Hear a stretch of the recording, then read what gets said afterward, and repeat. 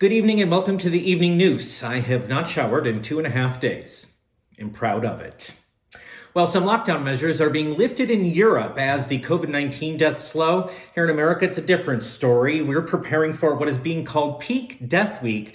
The Attorney General, Jerome Adams, saying that it will be the hardest and saddest week of most Americans' lives. Well, Americans did respond, saying, "Oh no, not more doom and gloom. I can hardly handle that." It's true.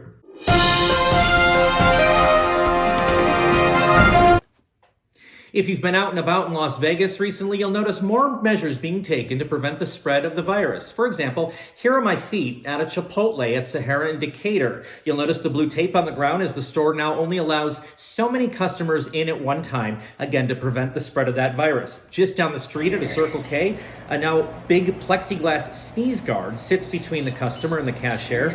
These are in addition to all the masks and gloves being worn by the public. Well, these new measures did prompt a statement from the Armed Robbery Association saying, "We have been at the forefront of public safety for years now by routinely wearing masks during the menacing of liquor and convenience stores. We are thrilled to see other motherfuckers taking the same precautions." And we'll be right back with a word from our sponsors. A fucking break lets you step away from it all. Results of a fucking break may vary. Side effects include a sigh of relief, decrease in blood pressure, and hanging with the boys.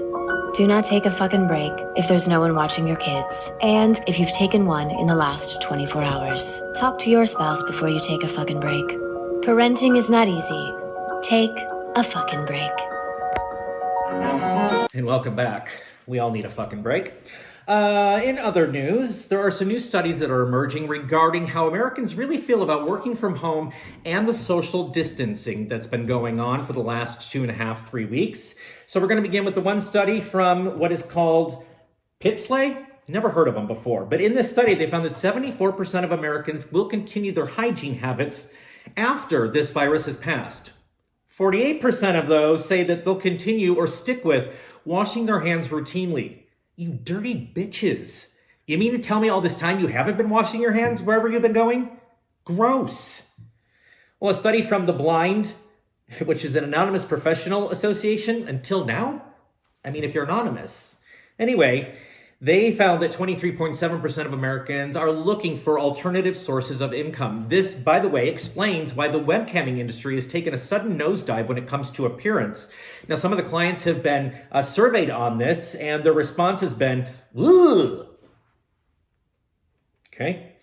Thrive Global also came out with its study. 80% of respondents felt helpless and that things are out of control. Well, that is some really deep insight. You mean you felt helpless and out of control? That's